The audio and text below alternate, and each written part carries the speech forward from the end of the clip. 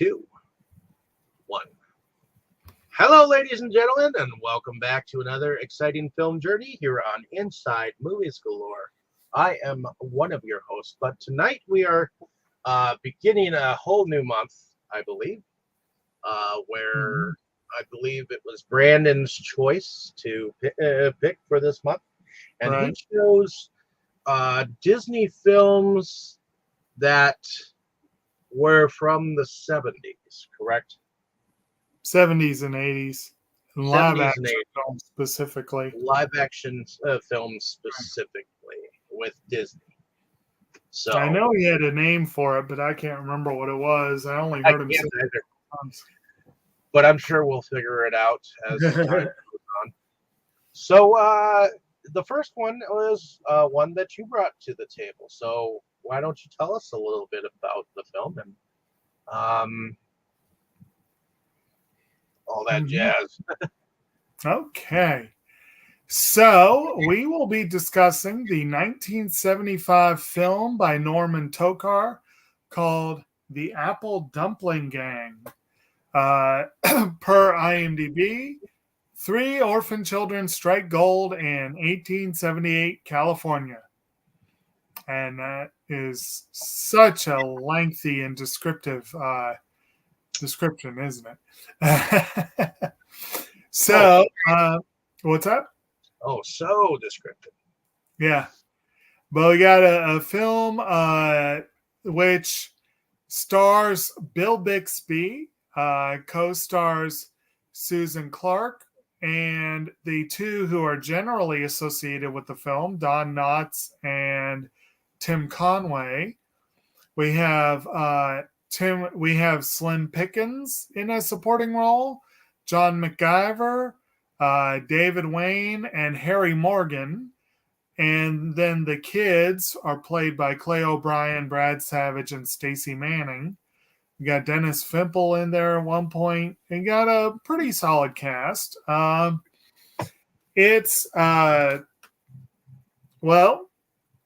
We've already got the basic setup there. We'll go ahead and go straight into first impressions.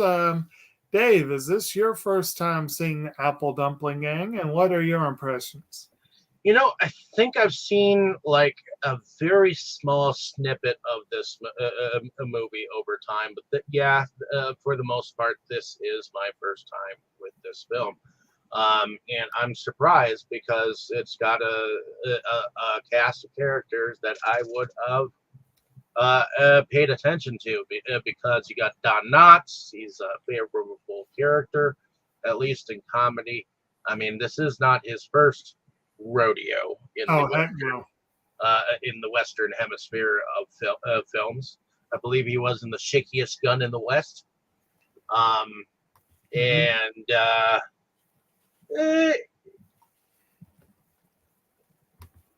And it's not my first rodeo with Bill Bixby, because I've actually seen him as the Peter Bannerman in The Incredible Hulk, and I know he also played on a couple of Elvis movies from that back in the day.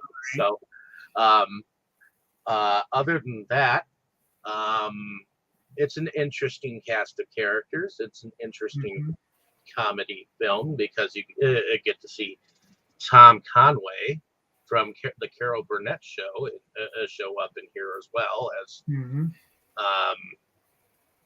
Amos, and it was enjoyable. I mean, it was not as madcap as some comedies, but it had its comedy, and it was pretty cool. I mean, I liked it. I mean, it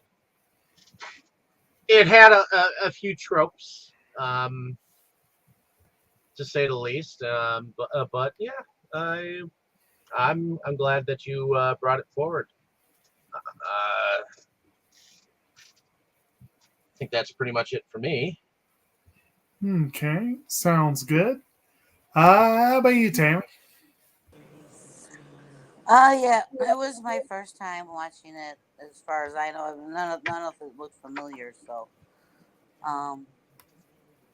I thought it was pretty neat. I definitely recognized different actors in it and everything. So, yeah, it was fun. I mean, I liked, it was a different twist. You had the western type of feel, but it had the comedy in it, but then it had the drama in it, and then it was, you know, I thought it was a fun movie, really. So I enjoyed it. Good times. And for me personally, this was one that I grew up sort of familiar with. I could not say when I saw it first. Of course, I grew up on the Andy Griffith Show, as among other things, but definitely grew up with the Andy Griffith Show. So I was familiar with Don Knotts for his famed role as Barney Fife, and I had also Dave, one that you didn't point out. Um, Sadly, I have not really seen Carol Burnett show or The Incredible Hulk, and I know I need to see. Those are like two big pieces of TV history that I'm missing. But another big piece of TV history here are Judge slash Sheriff slash Barber, who That's um is from MASH. yeah. Harry Morgan plays Captain Potter, I believe his name is on MASH. And I've always liked Harry Morgan as character actors go. He's probably one of my favorites from that era.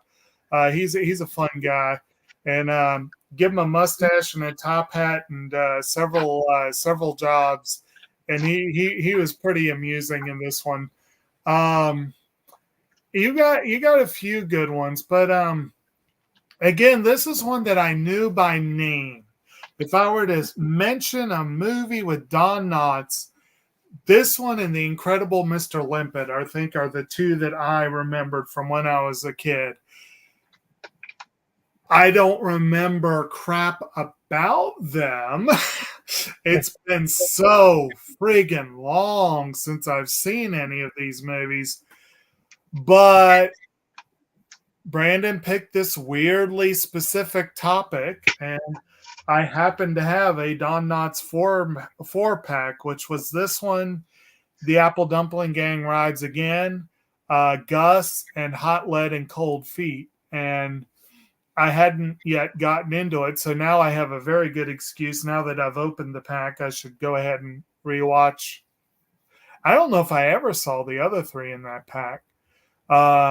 And I also ordered a four pack that has The Incredible Mr. Limpet, so I might finally rewatch that one.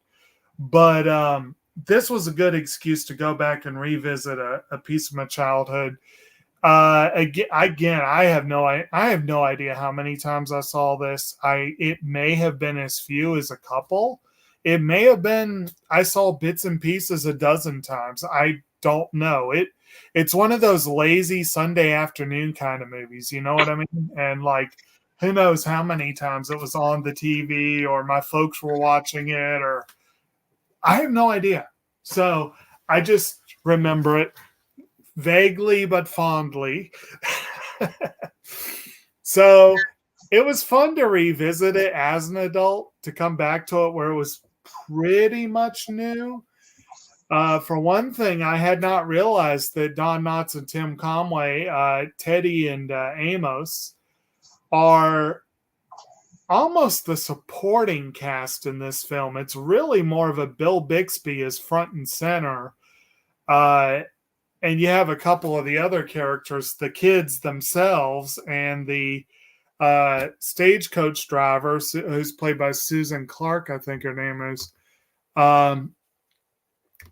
And then, like I said, Harry Morgan's just there as sort of the man about town and whatever role he needs to be for the scene.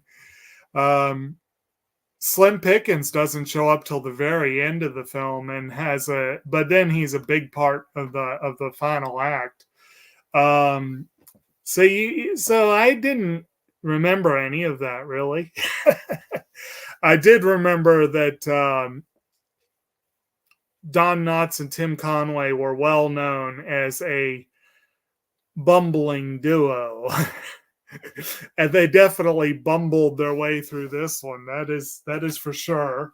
One almost thinks Don Knotts played a more competent cop than he did a bank robber or what. For some reason, I've always thought, every time I've heard the name of this, I always thought it was more of like a gang than it ended up being, for some reason. Right. Well, I mean, it wasn't for lack of trying on the part of those two, but we come to find out, minor spoilers, people, like they actually were part of a gang, the Stillwell gang, and I think his name was Frank Stillwell, is the character played by Slim Pickens. And these two were forced into early retirement when Amos, Tim Conway, actually shot Frank in the leg. And needless to say, they have had to fend for themselves.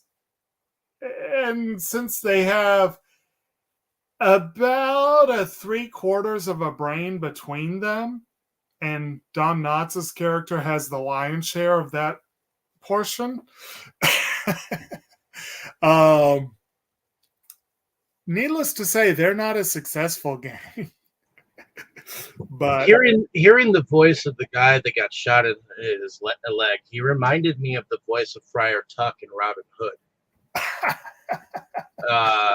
the Disney animation version. Yeah, okay, I could see that. Actually, who plays him? I would not be surprised if that was Slim Pickens, but that's a good point there. Let's see. The Apple Dumpling.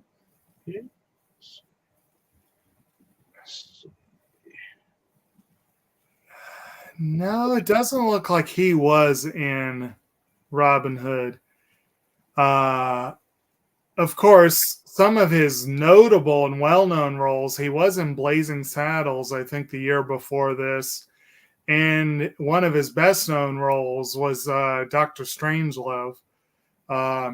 He played the one role that Peter Sellers ended up unable to play that he originally was going to play.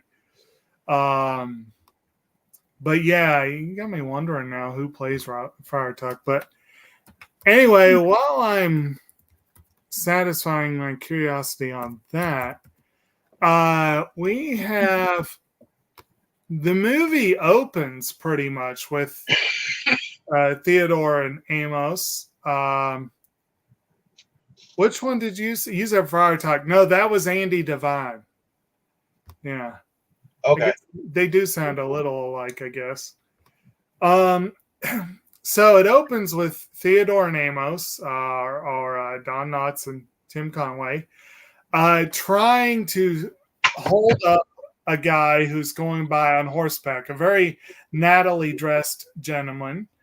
And first of all, you see them stalking him from the shadows, and at first you're thinking, "Whoa, this is okay." And then they step out, and Don Knotts whips out his gun, and it falls apart. and then he nudges Tim Conway, Amos. He's like, "Throw the rope at him," and he's sitting there throwing doing the lasso, getting ready to go. And then he just like flips his arm forward without the rope, and it just goes up and down, and and you're like, yeah, these guys are, And Amos is like, should we head him off at the pass? And it's like, and meanwhile, our mystery gentleman, who's played by Bill Bixby, goes around the corner and continues onward and finds his way to the saloon, where he pops in on a we join him where he's in a gambling, probably poker. Yeah, I think it was just basic poker. I'm pretty sure it was. where he's playing against the sheriff, Harry Morgan, the banker, John MacGyver, or I guess you could call him Homer and Leonard, and a couple other folks. And he's not doing that great. The banker's cleaning up. And you find out in the movie that the banker is apparently so good at poker that later on someone tells him, you should just retire. You make plenty of money at the tables. And this dude comes in by name of John Wintle, John Knight. He peeks through the window. He comes up and he kind of makes the rounds, but you feel like he's working his way toward this other guy. And he's asking him, I got to be gone tomorrow. Can you pick up a package for me? You know, and they're all like, no. And then Donovan, Bixby's character, looks up and he's like, hey, John, what's the package? And he's like, oh, it's just some valuables. That's all he says. Oh, it's just some valuables, but I got to leave town. I can't be there to sign for him. So would you please do it? It would mean a lot to me. And he's like, and then right then, Donovan is losing. He's not able to, what's the word I'm looking for? Cash in? Not cash in, but he's not able to meet the pot, basically. And so the guy gives him a $5, and he's like, here, put this towards it. And so he does and loses it immediately to the banker, of course. But in doing so, he makes a contract that he'll pick up the stuff for the guy. And Wintle's like, oh, that's great, thank you. And he runs off. People end up holding him to his word. Yes, very much so, yes. So then we go to the next day where unless if anyone has any initial comments on the first few scenes or the characters we've met so far. Not really. Okay. I mean, the movie is pretty straightforward. It is a family film, and it's probably not a whole lot of nuance here. Bill but Bixby's character kind of reminds me of Maverick. Yes. A little bit. He dresses very similar to the way Maverick dresses, yes. And it wouldn't surprise me at all if Maverick was an inspiration in a way for the character. He also reminded me a little bit like in his face and whatever, and the fact he was smoking a cigar in several scenes and whatnot. I don't know why I add that part, but anyway, he kind of reminded me a little bit of Hugh Jackman. So I kind of got that vibe, you know. But at any rate, he is sort of Maverick light in a way. He's nowhere near as shrewd and clever, and definitely not as James West from the Wild Wild West. What's that? Or even a little bit James West from the Wild Wild West.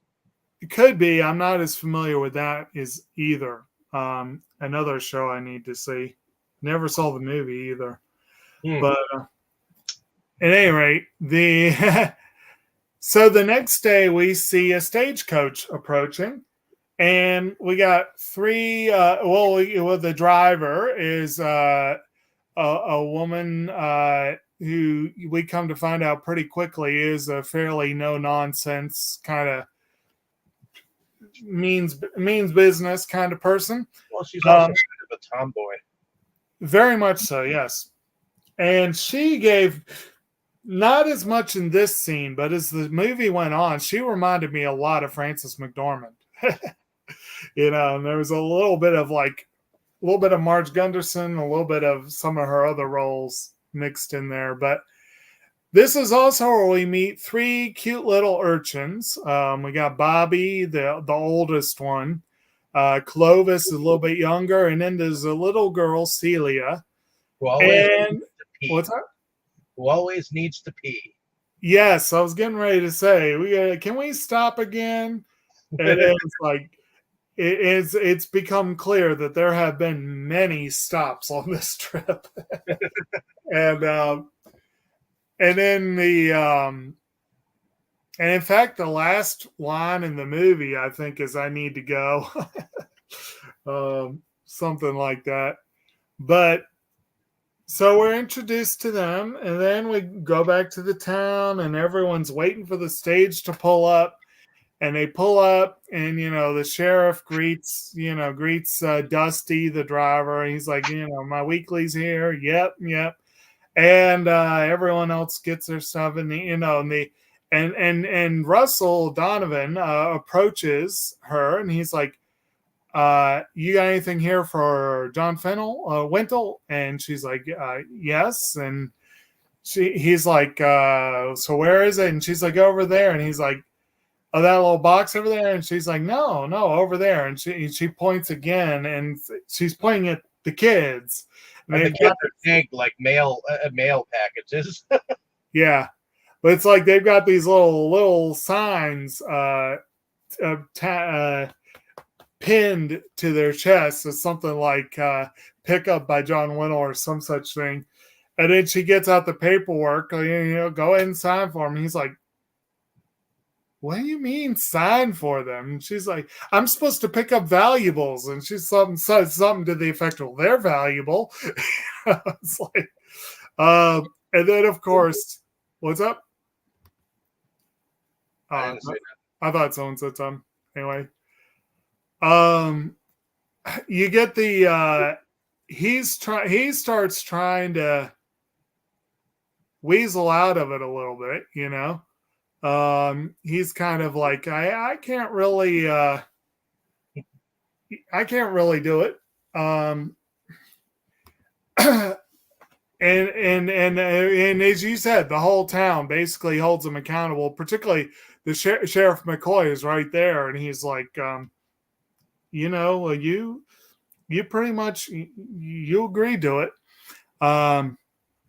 And I think it might have been in this scene where he tells them basically like, we may be kind of a little half-baked kind of little town here, but there's a few things that are against the rules.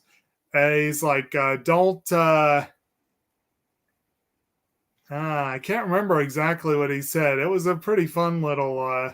It was something about, don't mess with the man's wife or his girlfriend. And something about bats, I thought. Yeah, I just found it. It's Donovan, this is just a half portion of a town, but we do have certain what you might call rules to live by. You don't jump another man's claim. You don't steal his wife, woman, or whiskey. You don't strike a bargain and then entertain second thoughts about the matter. Any one of these offenses could make you the exalted guest of honor at a hemp party. Which I liked how he worded that. I'm like, okay, that's something that'll go over the kids' heads, but it sounds fun. Yeah. And that was and then the Dusty, I think it's her father who's in charge. He steps up. He says, let me speak. He's like, who can I talk to? And she's like, would you like to speak to the founder and proprietor of this company? And he's like, yes, I would. And that's when her father steps up. He's a trip. He looks like he's trying to be like the Southern gentleman, the whole Colonel Sanders type. And we come to find out later on he's a hardcore alcoholic. But they play it for laughs because, it's a Disney film from the 70s, but it's definitely a and I'd forgotten actually one of the more amusing lines that Sheriff Homer McCoy, one of his more amusing lines in that early scene, that poker scene, he's talking to Wintle. He's like, if you need a haircut, Wintle, my barbershop's closed. If you're looking to sue somebody, my court's open every Tuesday. If you want the sheriff, I'm playing poker. I find that amusing. And they didn't have a fourth hat for when he was off duty. It was like, but anyway, so yeah, basically Donovan is told in no uncertain terms, you're signing for these kids. You're stuck with the brats. You're stuck with the brats, exactly. And he takes them. He finds out where Fintel's shack is because he's not from there either. And they go and they spend out one of the kids doesn't like to be touched. Yes, Clovis doesn't like being touched. And he likes kicking people when you touch him, which is good for a couple of chuckles, but I feel like they kind of forgot that later in the movie. But yeah, it's pretty fun. And then they spend a miserable night in the shack because it is very run down and full of leaks. And of course, it's a very rainy night, you know, as it happens. And Dusty shows up. Dusty shows up, yep. And she shows up with some, what they call it? It was some stew, but it was like, I forget exactly what kind of stew. It was a very colorful phrase. I don't think it was a some bitch stew. I don't think they would have gotten away with that in Disney. Can't remember what they called it, but whatever it was, she shows up with nice hot stew. Everyone is very happy to actually, because he was trying to make salt pork. Yeah. Somehow managed to catch it on fire, like seriously catch it on fire. I mean, it would take some serious fire to turn that into something inedible. I'm trying to figure out how we would have portioned it to be all of their dinner to begin with, because it would not have been much. No, it would have been a very meager dinner. Yes. But it probably was all Fintel had in the friggin' cabin, you know? It's like, wouldn't be at all surprising. And incidentally, it's not in the slightest bit surprising at this point that Fintel left so suddenly. In fact, we see a scene, or actually when they're first in the cabin, Donovan is reading through a letter that Fintel was sent by his relation, who actually was the father or the caretaker of the parents of these children. Their parents had died, and I think Fintel was like their second cousin or some such thing, or second uncle, or, you know, not a close relation, but apparently the best they could find. And it seems likely that he got this letter, read it, and probably that night decided to light out for San Francisco. Now, he did leave behind a claim to a mine that everyone tells him is worthless. And Donovan believes it. He doesn't know anything about mining, but he believes everyone when they say, yeah, you're not going to find anything in that hole in the ground. And but the kids have hope. So the oldest said, but Father always said there was gold in that there mine. Right. Not to interrupt, the stew is son of a gun soup. Son of a gun. Yeah, there we go. Yeah. The Disney version that still sounds colorful. There we go.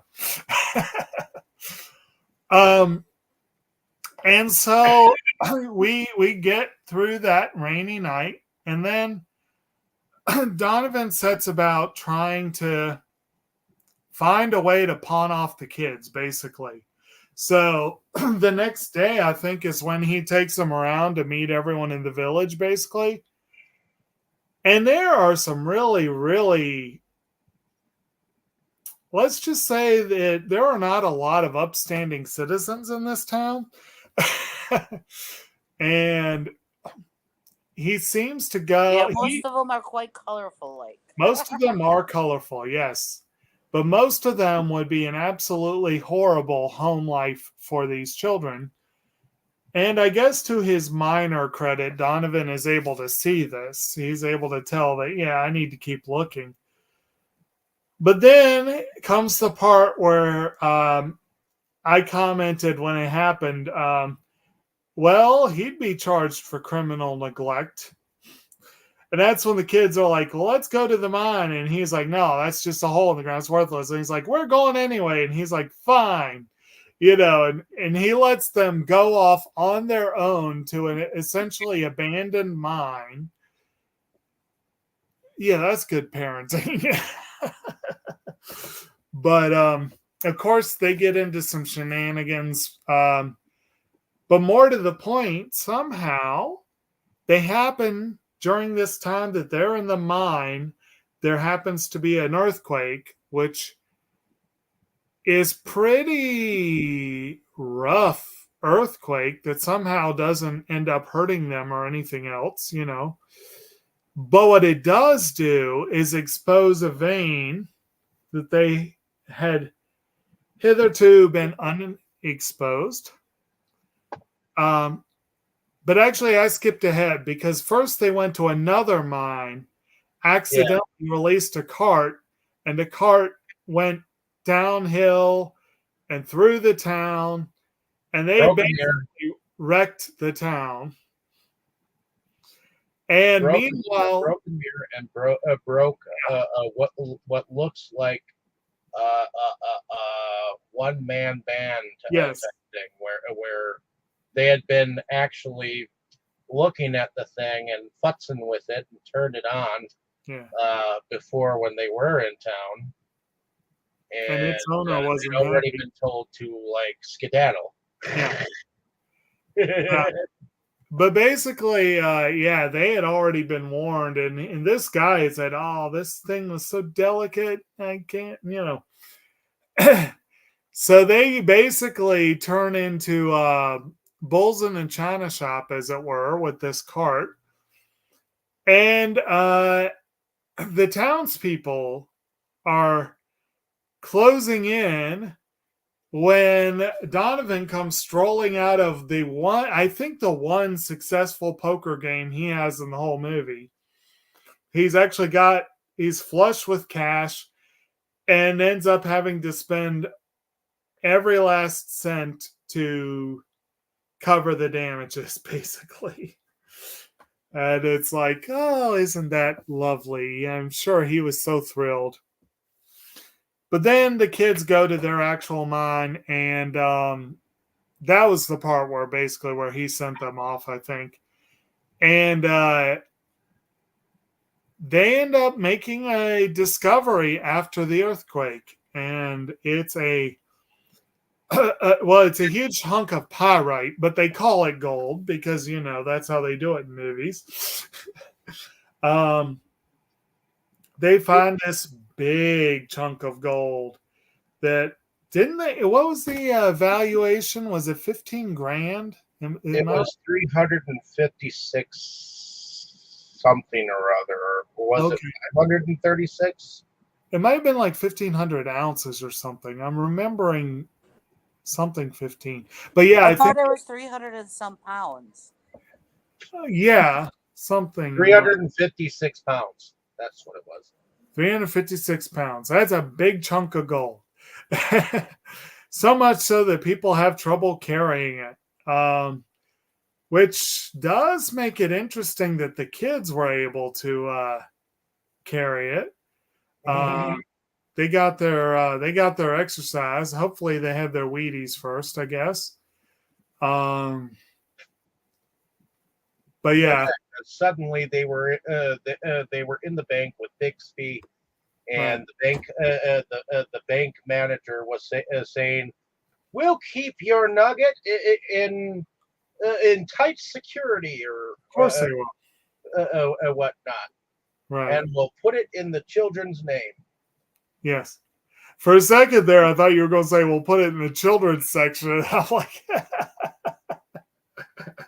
but we skipped an interesting part when they first were winding their way up to the mines in the first place.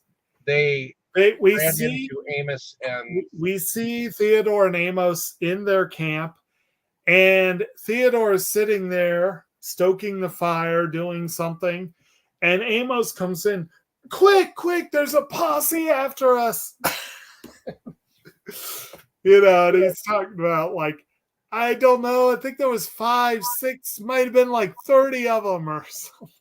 Yeah. I can't remember what the exact number was, but it's somehow Theo was like, you didn't tell me there was a posse on our tail. Right. And he's like, they're carrying them long rifles like they use for bear hunting or whatever. And so they get up, they take their position, and they're looking down, looking for the posse, waiting for it. And then the kids come up behind them and say, hey, how's it going? Some just greet them. And they jump. And of course, Theodore is just beside himself with annoyance that he was told a posse was coming, and it's just a handful of kids carrying shovels. And really makes you wonder what Amos was thinking. But, again, he maybe had a few brain cells working. He did not have much. What's that? A few screws loose. Well, he had that too, but and so pretty much that's our first encounter with them.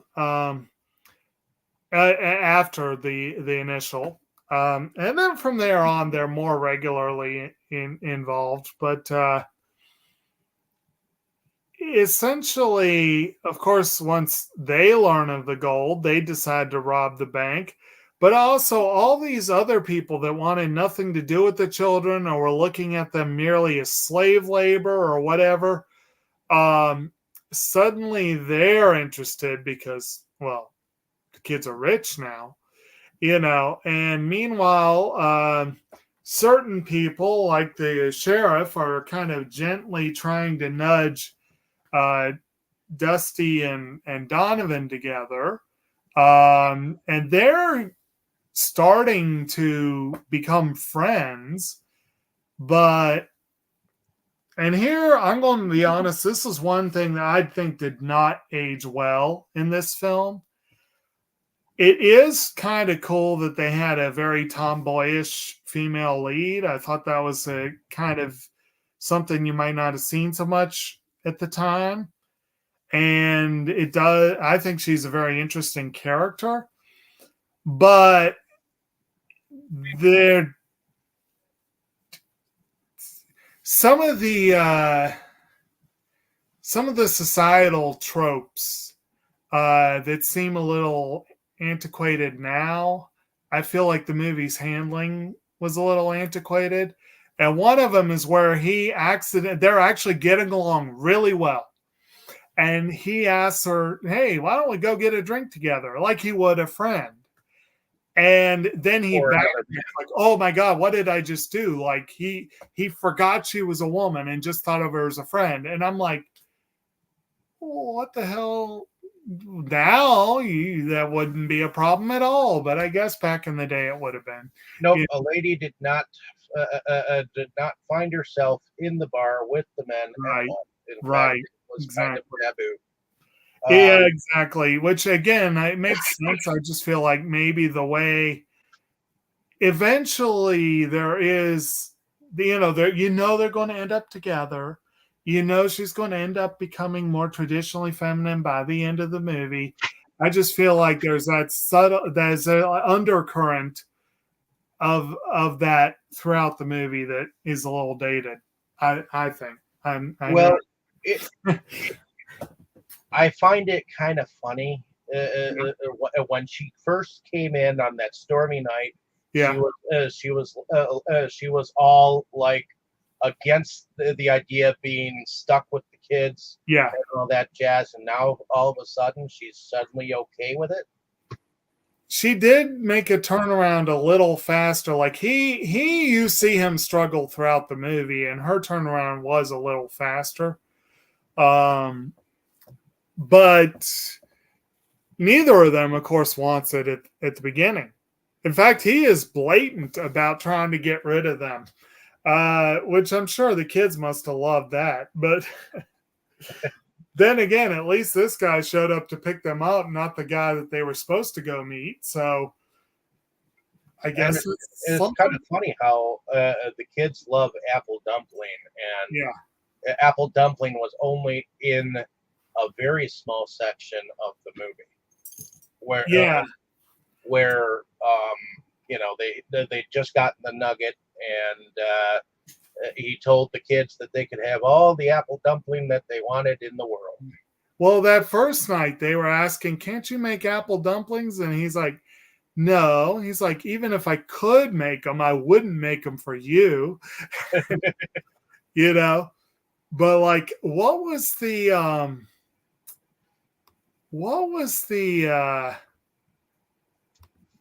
I'm trying to remember the actual name that Theodore and Amos had for their outfit. They did have a name for their gang. Oh, It was kind of silly. originally it was they were with the there was the see what's funny is the name of the original gang they were part of was on the safe of the bank Yeah. on the inside. I forget exactly what that name was, and then I know it was Dusty who said what gang they called themselves now. The Hash Knife Outfit. That was their name, the Hash Knife Outfit. So Okay. interesting name. I think the other one they just called them the Stillwell Gang. I could be wrong, but The Stillwell Gang. That's what they were called. Right. And the name Stillwell was on the bank the bank's safe as the ones who actually made this the safe. Right. Well, I mean, again, also Frank Stillwell was their leader, and that was Slim Pickens' character. But and incidentally, speaking of names, we've been calling this woman Dusty. Her proper name was Magnolia Clydesdale. And I don't know if Dusty was a nickname or her middle name, but I guess you could say that is a Southern name if there was one, although Clydesdale is kind of an interesting last name. But again, her father did look like he was trying out for Colonel Sanders, so maybe it was, but it's kind of fun there. And I do want to mention one brief little moment I'd almost forgotten about, but it's a fun little moment, and then we'll move on. Celia, the girl, was played by Stacey Manning, and she was very, very cute in the movie. And she did some cute girl things, and one of them was where Donovan is sitting smoking a cigar when she is having trouble sleeping because of all the rain, and she's wet, and so he picks her up and he's holding her and he's smoking, and she just kind of bats the smoke away. And supposedly that wasn't scripted. It was actually bothering her, but they loved it so much they kept it in the movie. And I'm like, and it made for a fun little moment, because then he looks at the cigar and he's like, just puts it out. So that was a nice little ad-lib moment that I think worked really well. But that was cute. Yeah. So at any rate, we are getting up into honestly, when the movie really, really starts moving later on, I'm not going to pretend I remember what order everything's in. So, but anything, like I said, we've got all these people suddenly want the kids. And so, well, that's because before Bill Bixby's character had actually been trying to find another home for the kids. Yes. Everyone was in town. So now that they found the nugget, now everyone wants them. Yes, everyone wants, and well, everyone wants that money, which means they got to take the kids. And of course, the the sheriff slash judge slash barber shop barber, Homer McCoy, of course, he's at the center of all of that, and he is well aware. So he has set a hearing a few days hence, and he tells Donovan in no uncertain terms, this is coming. What are you going to do about it? And he also, like I said, I think he does kind of lean a little bit on Dusty too. And the two of them are getting along, and they both have come to care for the kids more than they want to admit. And because they're both decent people, neither one of even though they have very selfish thoughts at the beginning, and they're decent people, and also this is a Disney family film, so again, we knew where this was going. But anyway. What I didn't necessarily expect was the fake wedding, which was quite interesting. I mean, it wasn't really a fake wedding, but it was McCoy in his role as Justice of the Peace basically hitched the two of them in a very, very, very, very brief, no frills ceremony. You take him for your lawful wedded husband. I do. Do you take her to be your lawful wedded wife? I do. Yeah. Yes. No, he didn't even say I do. He's like, yeah. And then he's like, I declare you two hitched, basically. But neither of them had a ring, and he's like, well, it's more official with a ring. And he looks around, and he actually takes that little brush that barbers use to put the soap on and unscrews the handle and takes the ring off and gives it. And I'm like, oh, well, that's one way to do it. That's another thing. They have the wedding in the barber shop. And so basically they leave the barber shop. He sends the kids with her and goes straight away to try to win. Well, goes straight away to the saloon, basically. And then she takes the kids shopping and finds out he bought the bed she's been looking for. And he's been telling her all along, I'm going to New Orleans. I'm not staying here. I don't plan to stay here. I have no interest in it. I'm going to New Orleans to make my fortune. And that's one of the reasons why they agree, and McCoy agrees to this wedding that they all know is really basically to keep the other people from having a claim on the kids. That's really all it is. And they know he's leaving. But when she finds out he bought a bed, without thinking about it or asking, she comes into the saloon like an angry hornet, ready to sting the shit out of him, basically. She tears that place up until finally he manages to slow her down enough to ask why she's so angry in the first place. And she mentions the bed, and he's like, that's what this is all about? Kids. He's like, I got the big one for the boys and the little one for the girl. And she's like, you did? And he's like, yes. Well, why didn't you say so in the first place? Exactly. And it's like, communication's good, okay? But yeah. And one has to wonder with the sheer frequency of things getting trashed in this town. Their insurance is the town of Quake. Well, yeah, this is true. It is Quake, California. You're right. Name's a little on the nose, don't you think? Yeah. But at any rate,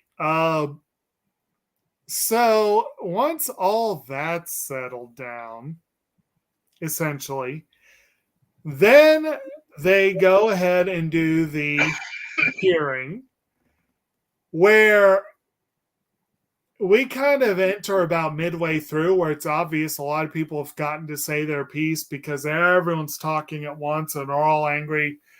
And of course, we got my nice little screen capture here is where the judge keeps banging the gavel, which his gavel is his gun. He keeps banging the gavel and it's not working. And finally, he just takes and fires the gun, and that shuts everyone up. And he calms them down. He declares the kids are the responsibility of Donovan and Dusty. And it's all settled. And then Fintel walks in there dressed like a gentleman, dragging along a lawyer who has papers. And Fintel obviously got word of that giant gold nugget. And now suddenly he's interested in taking care of the kids. Surprise, surprise. And unfortunately, because he is the relation, and he obviously had already talked it over with the lawyer and gotten the right papers drawn up, Morgan, I keep saying Morgan because that's his real name, McCoy, takes one look at the papers. He looks at them carefully and he's like, yeah, the kids belong to Fintel. And so, they do this, unbeknownst to them, but knownst to us. The dynamic duo of Theodore and Amos have decided to rob the bank. But also, so has the Stillwell gang, which has gotten wind of this nugget. And they have a foiled attempt at robbing the nugget first before that the Stillwell gang actually steps in. Yeah, you're right. So basically, the previous night, two things happened. One, the Amos and Theodore tried to rob the bank and end up, first of all, an extended sequence of them robbing the fire station to get a ladder. Which was a lot of interesting physical comedy there. And that dog was priceless. But they end up somehow trapping themselves. And the alarm bell. Yeah. And they end up, despite themselves, succeeding in stealing the ladder. And then they end up trapping themselves in the bank, where they're found the next day. And they are told the sheriff basically tells them, okay, y'all are guilty.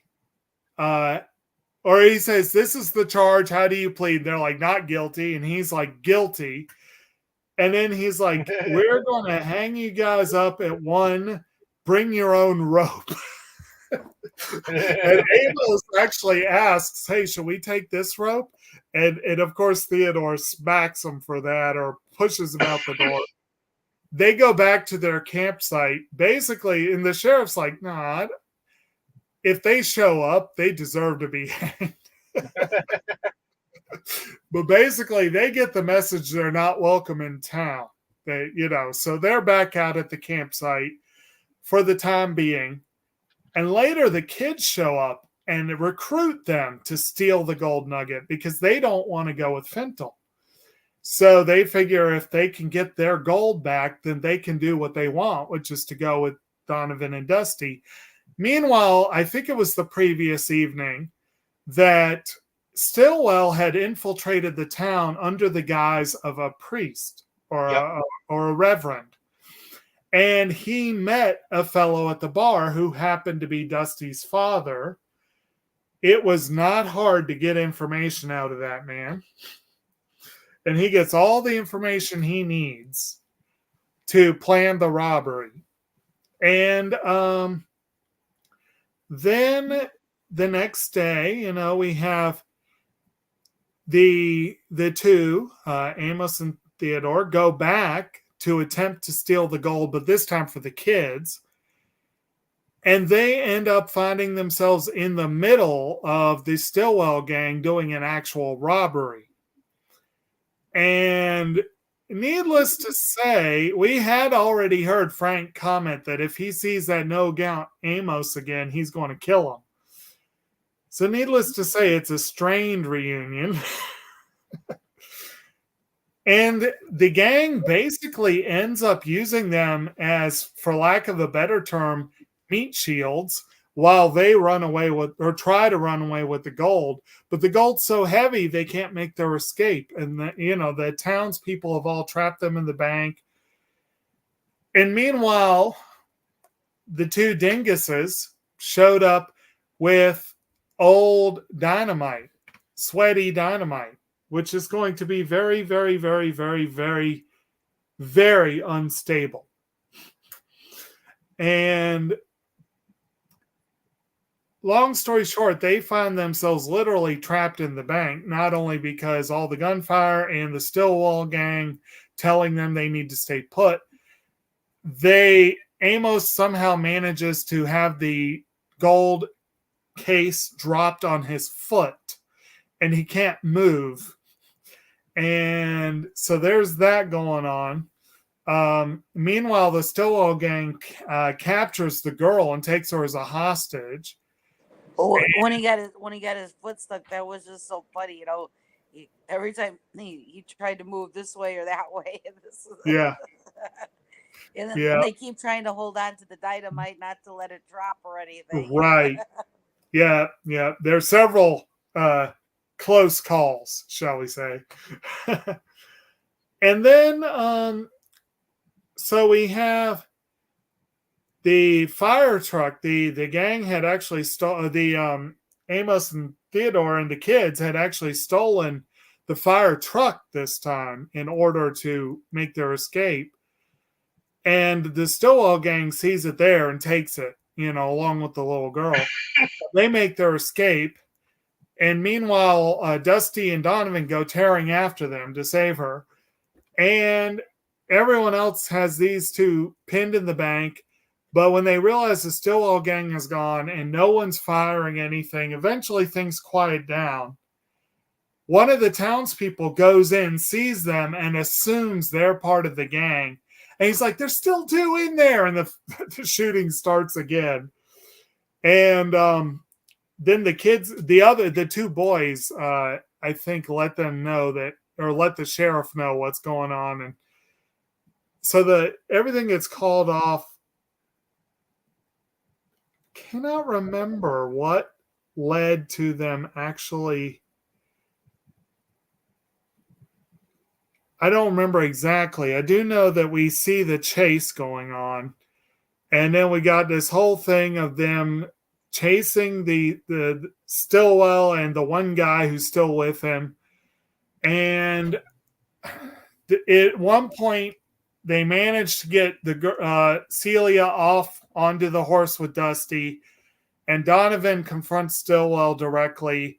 And they find themselves floating down the river into the rapids, And eventually, of course, they beat the bad guy and catch him, and everyone shows up. And then we see this huge explosion in the distance, and we don't know what happened exactly. But all we know is that Amos and Theodore were still in the bank, and the dynamite finally exploded. But then, of course, this is a Disney film. They're not going to kill Don Knotts. The safe opens up, and the two of them are inside, safe and sound. But the bank is completely demolished. And I think that's when someone told the banker, well, you could retire anyway. You make so much money at the tables. But and he probably got money he probably had that bank insured to the hilt. So he probably made off like a bandit with that, I'm sure. But probably did. Yeah. But the bank is demolished. The Stillwell and his gang are captured.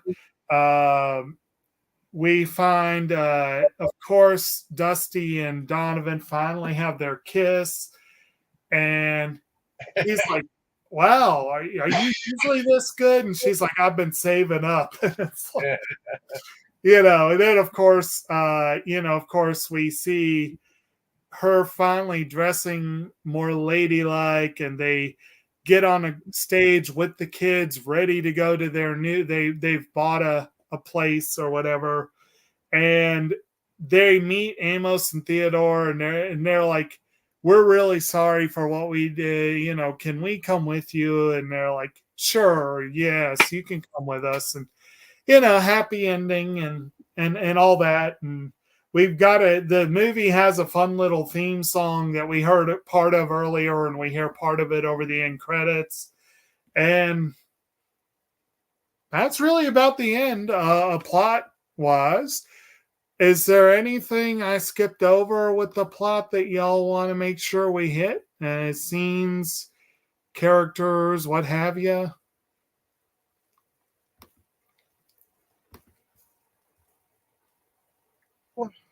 All right. Not that I know of. I think we've covered most of it. Okay. Sounds good. Okay, so we'll go into production. I mean, this is a mid-70s live-action Disney film. It's a Western. I would say the production was probably about what you'd expect from that. Y'all have any thoughts on that, or would you more or less agree? Well, I thought the production was pretty good. I think that Tom Conway and Don Knotts definitely played off each other. I've seen the shenanigans that Tom Conway did on the Carol Burnett show, and I think their comedy just kind of they were two of a pair, Right. It was interesting to see them two as a comedy duo, per se, and I know that Tim Conway is in other stuff. Oh yeah. And I know he's in other westerns as well himself. So that being said, I do think the latter moment was kind of priceless. Definitely wherever they had everything filmed, it definitely felt like small town western type of a movie. I mean, it wasn't one where you had to sit and it wasn't one where they had like a panoramic view of like some background or whatnot. But you definitely could see that they used a lot of green screen type stuff. Oh yeah. I do think it was interesting that they used an old-fashioned fire thing as a whitewater rafting thing towards the end. That looked like it was difficult to actually do. It looked like they actually had part of it was up on a stage and part of it was actually in the water. So I like the idea that they actually did use that kind of thing in the movie. Kind of like they were on a motorized machine through some of it. You could see a back screen of some of the water, like they were green screening it in the background. They also did a similar thing for when the kids were on the cart. So they did use a few tricks of the trade to make it look like they were actually, going through that whole thing. Right. So I could tell when they used a screen.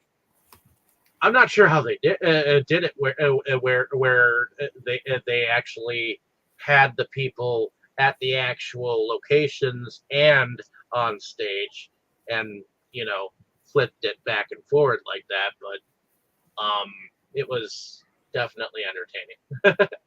What about you, Tammy? What did you think about the production? I thought it was good. Like you said, it looked authentic as far as the town and all that and everything. And um, I think that the cast that they put for this all worked really good together. It made you know it brought out the comedy and the drama and everything because everybody I think did their part really well. Um, the Even the attire that everybody was wearing seemed to fit too. So yeah, I think the production was really good. Right. I like movies like this that that it's more like for real. So that they actually had to work to make these things happen. Yeah. So Like the impressive mustaches that McCoy and Clydesdale were sporting. Right. This Yeah. could have been an easy one to put on for mustache matinee. Yes, it could have been. Yes. And incidentally, it's worth noting you were asking about some of the other stuff Tim Conway's been in. There was, of course, a sequel to this, The Appledumpling Gang Rides Again, and which focused on Amos and Theodore, but also featured Harry Morgan. And then we had Gus, which I have no familiarity with the movie other than the basic outlines, but that also featured Conway and Knotts. And one weird bit of trivia in the movie, they do have a discussion where I think it's when they're waiting on the posse and no, it's when they're in the bank. I think it's when they're in the bank, but at some point they're having this discussion where they think their number's up and they're talking about how, they're basically talking about they'll see each other again in the afterlife, essentially. And apparently, Don Knotts and Tim Conway are buried in the same cemetery, less than 100 yards away from each other. And so it's kind of like, I guess they did end up kind of together for eternity, but it's kind of funny that a little bit of foreshadowing, you might say. But at any rate, and then the music, I already mentioned that this movie does have a full-on theme song. It's called the Appledumpling Gang. It's by Shane Tatum, sung by Randy Sparks and the Back Porch Majority. And it's a fun little song. It's pretty cool. What's that? And then we also have, let me see here. The music itself is by Buddy Baker. And again, it's a relatively generic 70s era Western comedy theme, but I thought the music was really good. I think it really helped with the overall vibe of the film. But did y'all have any particular thoughts on that? I didn't really pay attention to the background music per se, but I didn't mind the strum of the Appledumpling Gang song per se.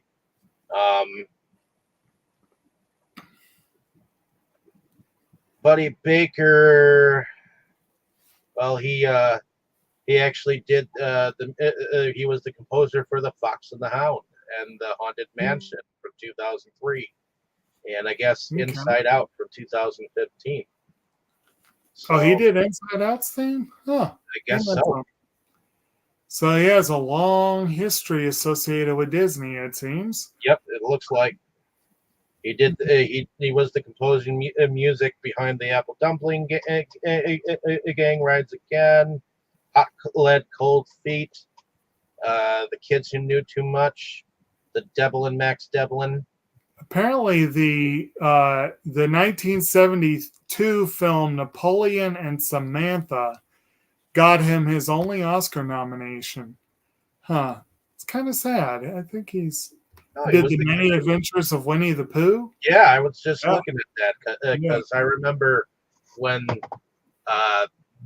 see, if I remember correctly, Winnie the Pooh and the Blustery Day and Winnie the Pooh and Tigger 2 were separate VHSs, and they Right. were mixed together as one complete movie in the Yeah. Many Adventures of Winnie. And then we got Winnie the Pooh and the Honey Trees on there as well. Yep. Yeah. He's definitely had a history with A. Milne and stuff. So. Yeah. Indeed, indeed. Alrighty. And then we're going to go into favorite scenes and our favorite characters, right? Sounds like a plan. Actually, wait a minute. Anyway, sorry, I'm just trying to find something here and didn't see. Yeah, so I guess, did anyone else have anything of note for the movie, for the production, for anything up until now? Not that I know If not, I guess we'll go ahead and do the favorites then. So let's say, well, of course, favorite characters. If you have a favorite scene and or favorite line of dialogue, and I guess we'll leave it at that for this go round. Tammy, we'll let you go first. What were your favorites? I like the duo of Conway and Knotts. You know, they were so funny throughout the whole thing. They were my favorites. So, Okay. favorite scene? Oh boy. Well, I do like the one when they were trying to rob the bank, and he's using the donkey or whatever to lift him up. that donkey just like plops his butt like I ain't moving, you know. Right. But I also did like the scene, which, like David said, must have been a fun one to film, of the whole fight thing on the water with that was supposed to be the fire engine. Right. You know, I thought that was a pretty good scene. I mean, you know, and like David said, it must have been fun trying to film that, you know.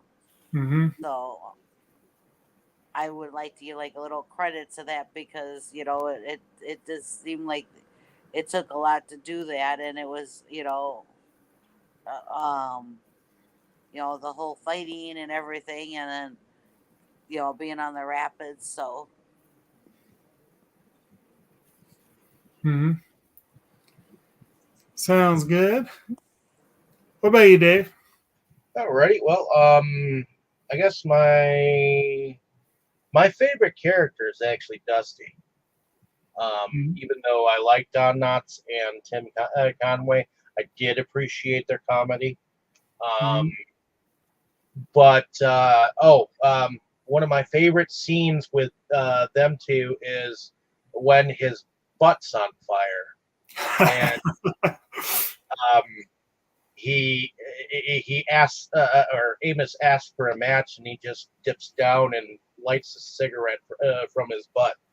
That was kind of comical. But Dusty, when she got so mad about him buying the bed, that to me was a comical scene for me with her, like a total misunderstanding. And I'm not sure if the whole relationship aged well or not, because, you know, at the time, women weren't supposed to have feelings about anything. They were just expected to marry.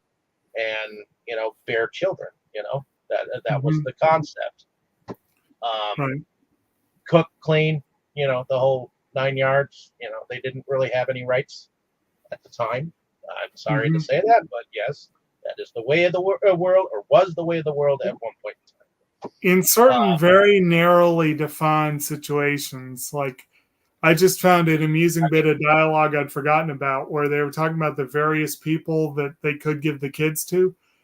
And Bobby's like, if they give us to Miss Stockley, she won't hit us with a stick, will she? And Russell's like, why would she hit you with a stick? She hits Mr. Stockley with a stick.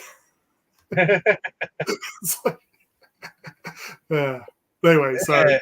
The interesting way that children would explain things away to try to convince Donaway that being with them was a hell of a lot better.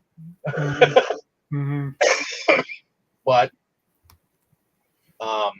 yeah, and I do enjoy the ladder scene Mm-hmm. a lot.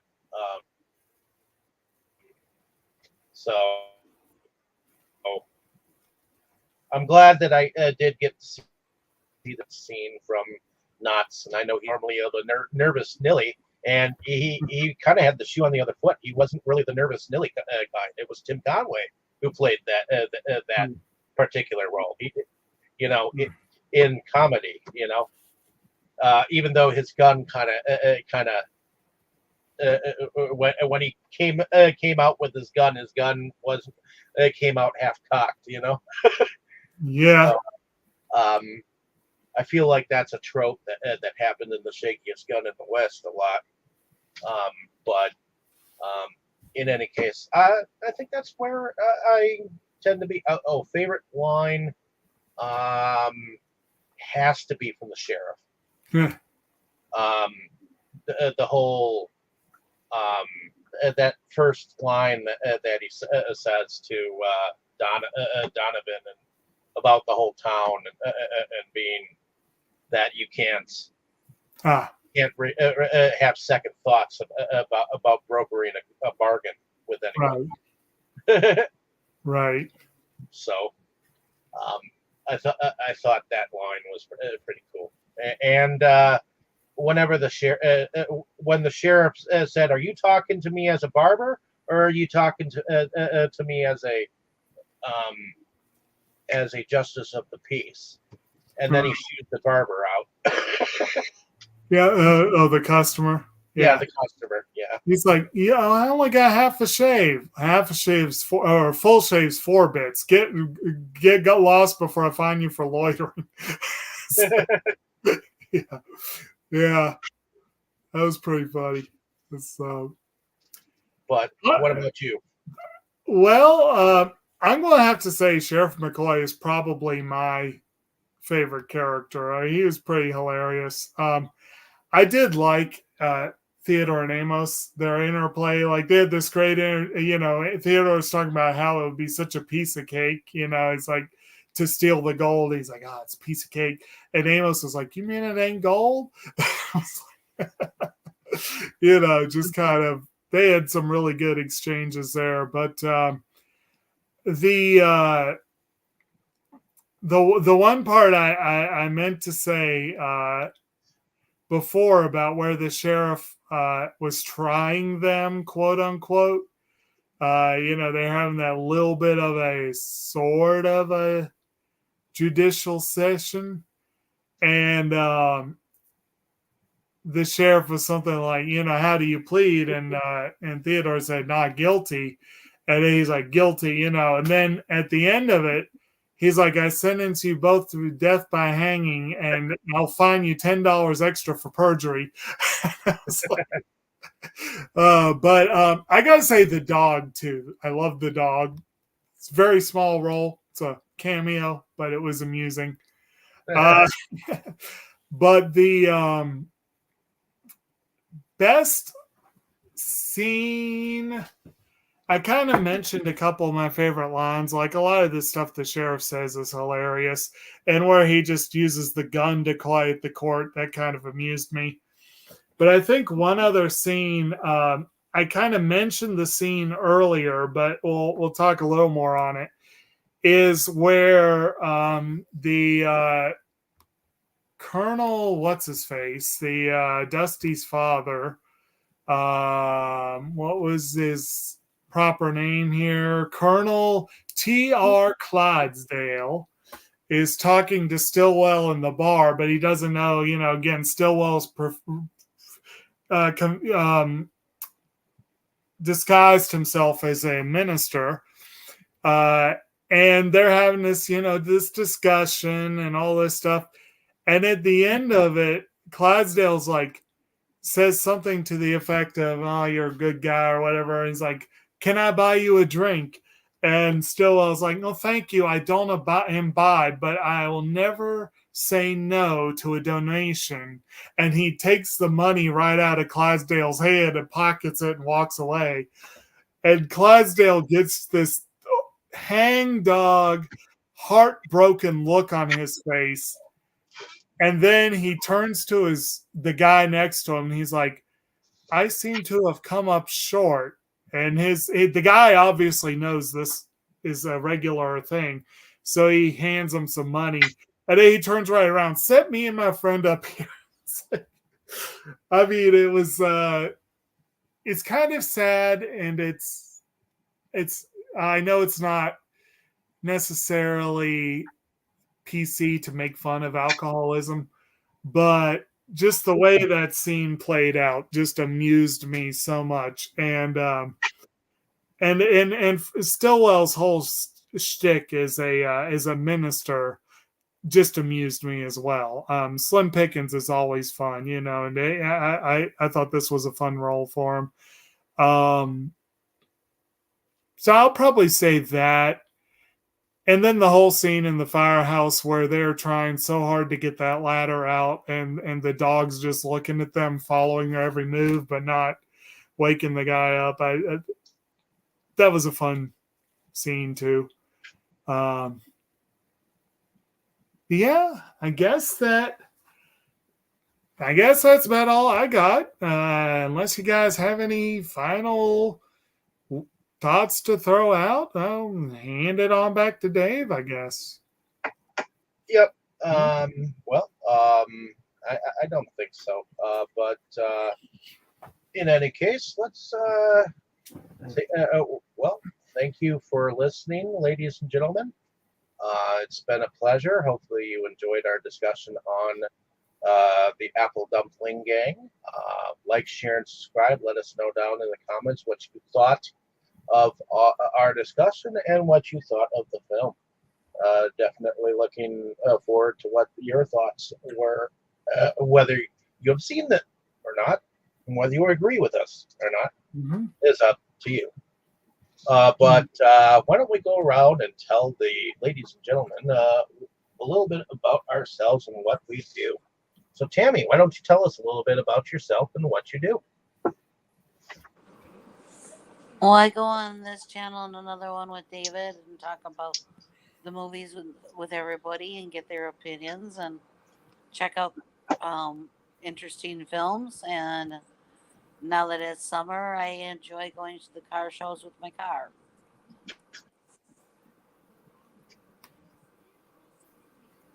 Alrighty. Heading over to you, Jake. Why don't you tell us a little bit about yourself and what you do? Okay, I'm Kotobuki Jake. I am the sometime co-host of the YouTube channel Septum Sim versus the World, where we like to talk about physical media in all its forms, and also just have all kind of fun discussions. We tonight wrapped a series. I think the final one will probably be posted in the next 3 days. Septum couldn't be with us tonight because he had other events going on, but we did get together earlier and finish a series where we talk about Disney films and TV shows, things that were, well, basically films, the things that were released under the Disney Studios banner. He apparently had a list. I wonder about some of the omissions and whatever, but we were going through the ones in his collection. We did cover this movie and some others, but definitely feel free to check them all out. It's either a 6 or a 7-part series. I can't remember, but worth looking into. We also have the monthly anime discussion, Anime Anticlimax. We're talking this month, Brittany's selection, her first of 3, which is Bakano, a really, really fun anime about gangster conflicts during the Prohibition era in the North America, which is kind of an odd place and time for an anime, but it was very good from the people that did Dura. It's of course, I keep very busy most of the time. I'm a full-time gig and I don't get near enough time on my own, but we also just finished taking the votes for the Versus Awards, and of course I make time for that, and I make time to join these fine folks here each week for our discussions. And if you did not get a chance to vote in the Versus Awards, I think we're going to make at least one more stab at it, and we very much hope to see more participation next year, although we did get a lot of votes this time around. And we're going to have a show for you folks, I think in September. Septim knows more about the schedule than I do, but I think we're shooting for September. We're getting that together now. It'll be a fun show. Be worth looking at. We had some interesting winners. And that's about all I got this week. So, Alrighty. My name is David Streggy. I'm one of the founding fathers of Inside Movies Galore. So thank you for coming along with us for this fantabulous journey that we've been having.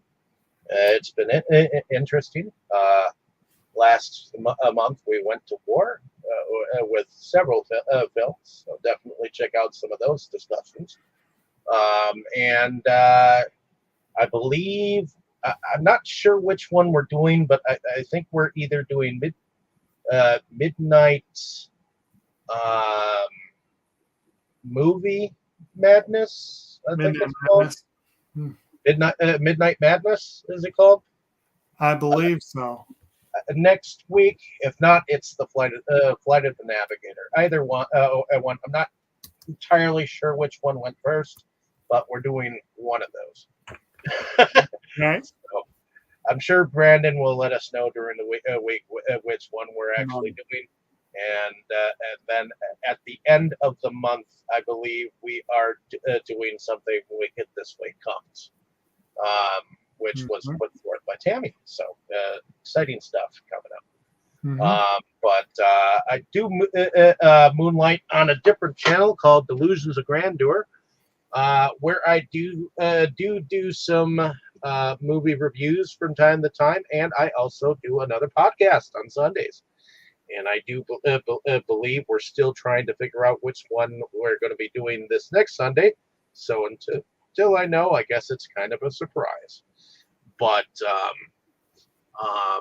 also I do some video pickups from time to time. Haven't done one in a while, but after we do some household chores around here, I should probably be doing one about some stuff that I have in the kitchen, and probably a video game pickup video down the line. And I'm still putting together a second feature for the Tales of the Forgotten. That's still coming. Hopefully, I'll be able to film more for it coming up in these coming weeks. Jake, I assure you, I will find some dialogue for some of the rest of your part in the short film that I've been working on. But I've had to slightly try to recast a character or two. Because I lost someone who was going to be doing some stuff. But other than that, looking forward for the next couple of weeks. Oh, I also do some gameplay of some of the games that I've been doing. The last one I just did was a game that I just got today, which is Hogwarts Legacy. So check out some of the gameplay that I have on that. And I've been working on Darksiders, the War Mastered Edition. So going back and forward with those two should probably be entertaining. Like, share, and subscribe. And we'll see you all back next week. Same time, same channel. So everyone say good night. Good night, everyone. Good night.